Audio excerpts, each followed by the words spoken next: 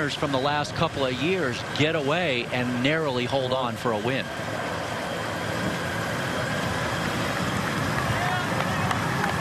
In a long race like this, when you're in a breakaway that forms at the beginning of the event and you're this deep in, so hard to stay away, so hard to have the legs.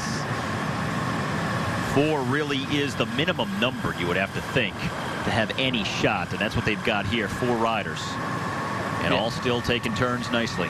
Yeah, and if you look at their gap that they have, it looks like they're underpowered right now. They could use 4 more guys and try and keep the speed up a little bit higher.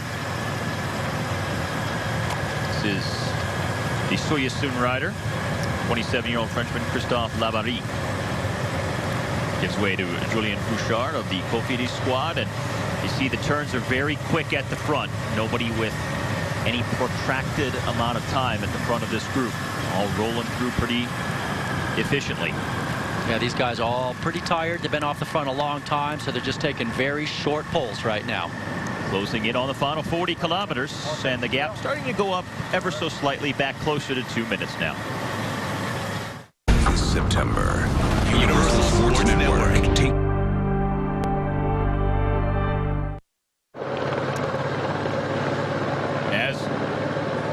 As we bring you back, a group forming here. Orica Green Edge starting to push the pace. Movistar, Cannondale, and Katusha, as well as BMC, have riders in this little mix, and another group behind them. So things starting to get active with just over 40 kilometers left. Luke Durbridge is the man in the white there with the horizontal yellow and green stripes that we saw on the front as we came back. The road and time trial champion of Australia. Giovanni Visconti right there in the Movistar colors, pulling off the front.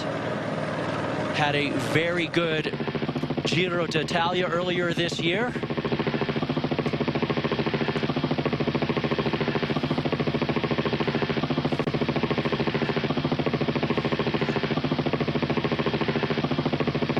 So several different teams getting involved here, and it looks like these 2 groups may come together. All sorts of action out on the road at the moment. And the peloton is not very far behind them, Steve. And for BMC, that is Manuel Cinziano, the Italian. And the BMC team, a very interesting one for this race. They have the sprinter Greg Van Avermaet. They have Thor Hushovd, who was second here a few years ago, who could also be very good today because his form has really been coming around. And American Taylor Phinney is also on their roster for this race as well. Indeed, a very stacked BMC team. They have ways they can win from a variety of situations. Van Avermaet has been climbing well and sprinting pretty well as of late. The last couple of events he did were in the United States, both in Utah and Colorado, getting numerous second places there, and he actually pulled off a win in Utah as well on stage number 1 and wore the jersey for a day. Saw the list of former winners going back the last several years. Radio Shack now coming to the front here.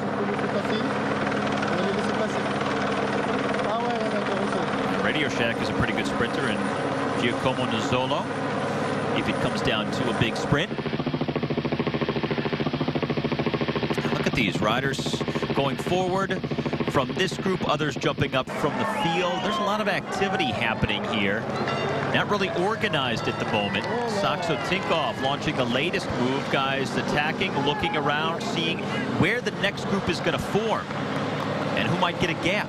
Yeah, all kinds of action, and you get that on these small roads where if you're back just a little bit, you can't see what's going on. It's impossible to respond to any attacks, and that's when guys want to try and launch off the front and basically get away when everybody else is all clogged up.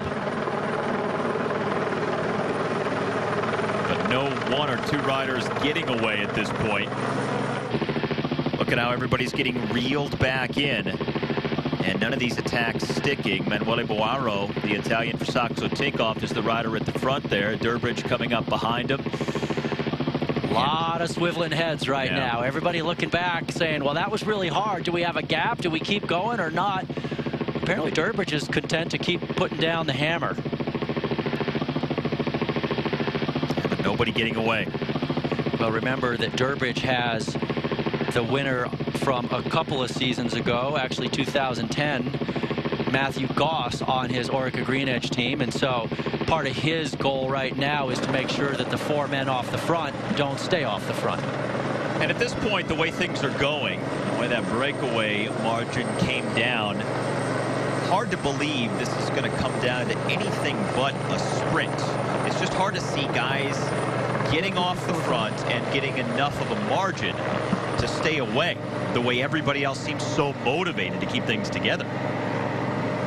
Indeed, it's a tough course to stay away on, but then at the same time, the last 2 years, it's been won by a solo.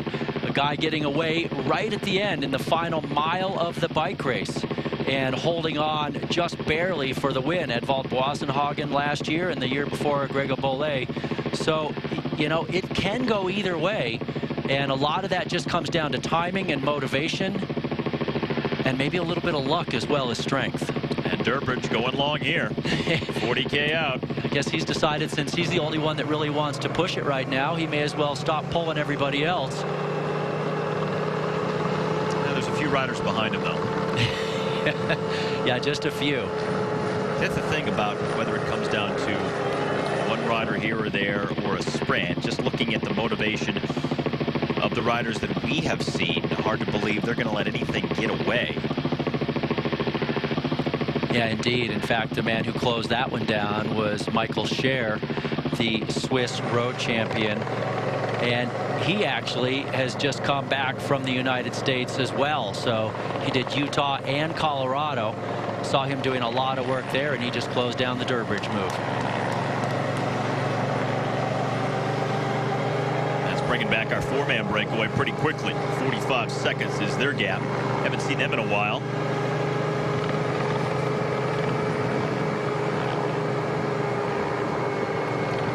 The next time they will see the start-finish line will be with 27 kilometers to go. We'll hear a bell, meaning 1 lap left. And riders continuing to give it a slog here. Back on Soleil, Argo, Shimano, Sky, all jumping in.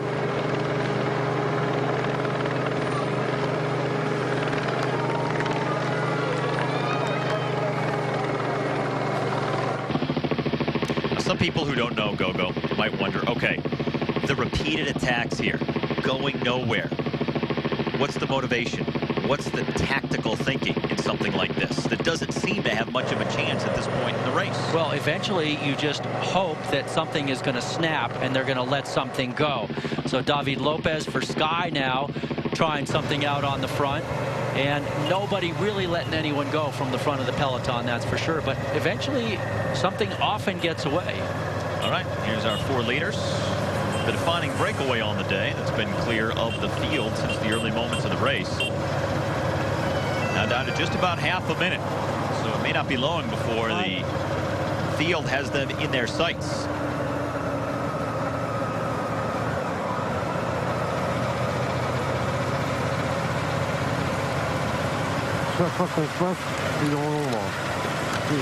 Got to be an interesting mentality for a breakaway like this. In a long race, when you have so much time at one point, with the Vacan Soleil rider here still trying to work his way off the front of the field, but back to the breakaway, thinking about you get away early on. You're out there for hours and hours. You get a big lead. You know it's probably not going to stick, but then you start to get down somewhat close to the finish, and at some point you got to eventually tell yourself, well, maybe we got a chance. Yeah, maybe we can do it. And they've been out there for 5 hours. Yeah. I mean, it's not insignificant. Those 4 guys have been off the front for 5 hours of this bike race. That's a really long time to be out there and just keep that focus and say, all right, ride a tempo that I can maintain, keep eating, keep drinking, and hope that you can do something at the end. Maybe at one point they were thinking that perhaps we could make it, but they have to know by now that time is running short, under half a minute, with riders continuing to launch themselves forward. Well, this peloton is incredibly animated right now. Everybody's taking a shot at it, rider after rider, and usually you don't see this until after a breakaway is caught. The breakaway hasn't even been caught, and everybody's going for it. Jurgen Rolands with Dirk Balamakers, the two Lotto Belisol riders there at the front.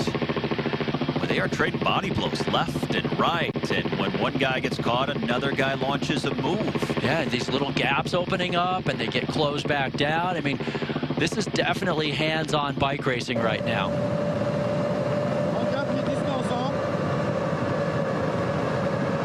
It's going to make it hard on the others behind. May soften the legs of the sprinters even more. That's what some of those riders are probably thinking. If we can eliminate them, gives us a shot at a win. So for our 4 leaders here, time ticking down. Just over 20 seconds up the road. 35.5 kilometers left to go. When we come back, we'll be just about onto the final lap of racing. Well, it's just about over for the 4 leaders. There is the field behind them with just over 33 kilometers remaining. Lead of over 16 minutes at one point is now down to this. Amazing how the power of the peloton and all the different teams can reel in such a large gap in a race over a breakaway group.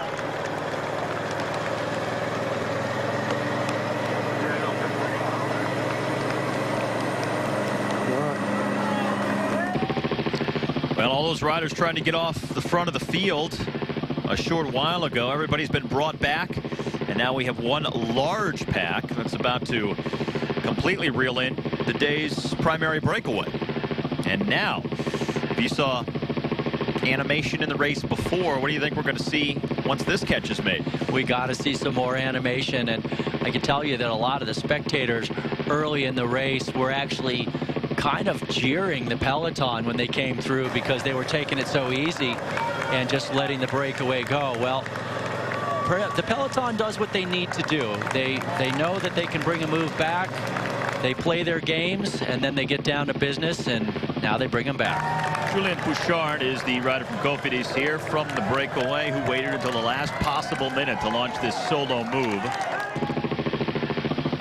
Hard to believe this is going to net him much, but typically when a break is going to be caught, the riders sense that and will attack much sooner than when the field is right on their heels, like Bouchard did a moment ago. On one of the climbs here on the course, bodies rocking back and forth. Just over 30K left. And that rider from Vacansoleil in the yellow and blue, not from the original breakaway. He's come forward from the field, trying to go to the front now. And this is the climb that is the hardest climb on the course, and it's also quite close to the finish line. So this is the place that the guys will all be looking to try and spring away the next lap. But now we have 2 more men coming from the peloton going up to the 2 off the front. Trying to use it as a springboard. And more riders jumping forward.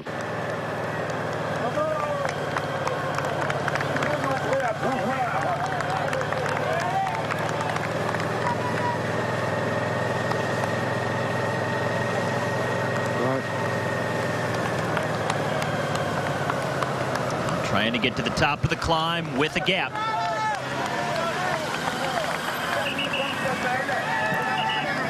That's Salvaggio. Mirko Salvaggio, the Italian for Vacansoleil. And it looked like one of his teammates had tried to bridge across as well. This is what's happening right behind him.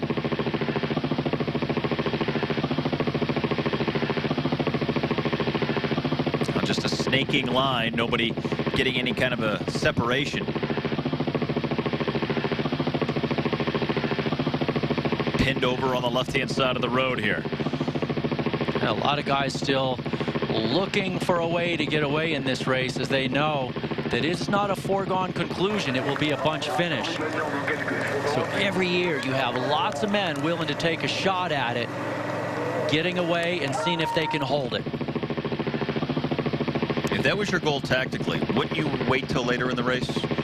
Well, here's the thing. If you wait